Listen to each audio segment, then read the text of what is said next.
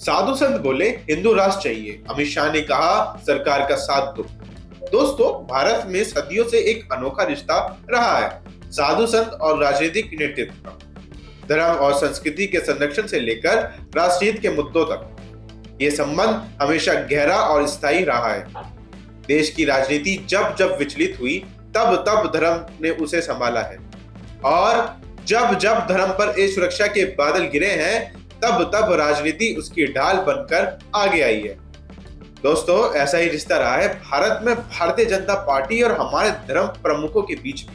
आपको बता दें, आज की ये खबर अमित शाह के जन्मदिन विशेष से जुड़ी है। चलिए बताते हैं पूरी खबर में इस वीडियो में आगे। मैं अरमान, आप मेरे साथ देख रहे हैं आंचलिक खबरें, अपनी खबर आप तक।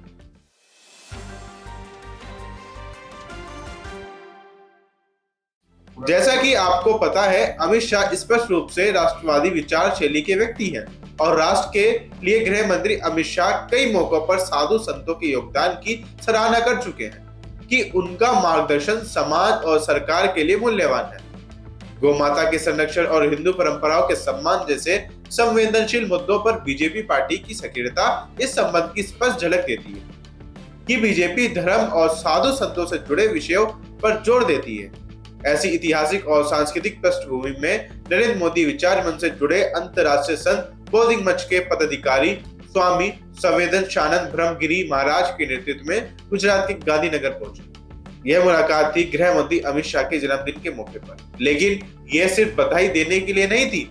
स्वामी संवेदनशानंद ब्रह्मगिरी महाराज के नेतृत्व में संगठन के वरिष्ठ पदाधिकारी, राष्ट्रीय संगठन महामंत्री श्री 1008 जयानंद महाराज, गुजरात महाबली सेना के आचार्य नीरज महाराज, छत्तीसगढ़ आदिशक्ति सेना के प्रदेश अध्यक्ष श्रीमती सरिता सिंह और अन्य प्रमुख संत अमित शाह से मिले।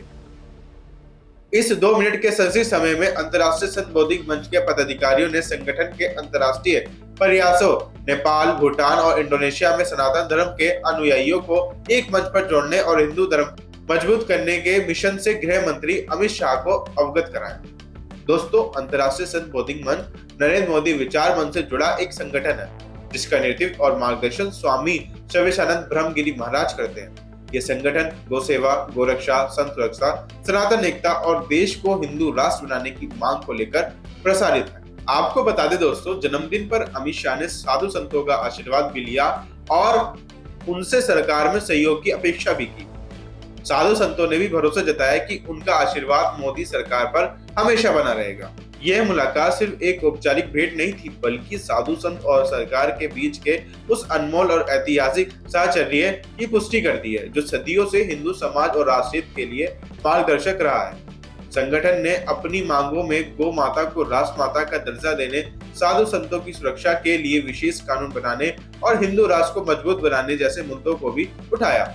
आपको बता दें दोस्तों, उत्तराखंड सरकार सन 2018 में अपने विधानसभा प्रस्ताव में गाय को राष्ट्र माता घोषित करने का प्रस्ताव रखा और राज्य में गोवध पर प्रतिबंध लगाने की बात कर चुकी। कई बीजेपी शासित राज्यों में गोवध पर प्रतिबंध और गौ संरक्षण के लिए कानून भी बनाए हैं।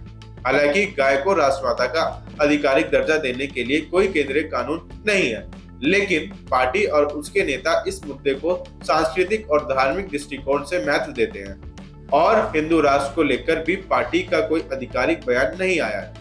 इन्हीं सब मांगों को लेकर अंतर्राष्ट्रीय संत बौद्धिक मंच के पदाधिकारियों ने गृह मंत्री से भेंट की और उन्हें जन्मदिन पर अपना आशीष और शुभकामनाएं दी। भाजपा और उसके नेता समय समय पर साधु संतों के योगदान को सराहते आए हैं और देश में धार्मिक और सांस्कृतिक मूल्यों को मजबूत देने के लिए सक्रिय रहे हैं। ये मुलाकात और बधाई साधु संतों और भाजपा के बीच गहन सहचर्य की जीवंत मिसाल है। यह दिखाती है कि जब धर्म, संस्कृति और राजनीतिक नेतृत्व मिलकर काम करते हैं तो न सिर्फ समाज में समरसता आती है, बल्कि राष्ट्र की सांस्कृतिक और धार्मिक पहचान भी मजबूत होती है।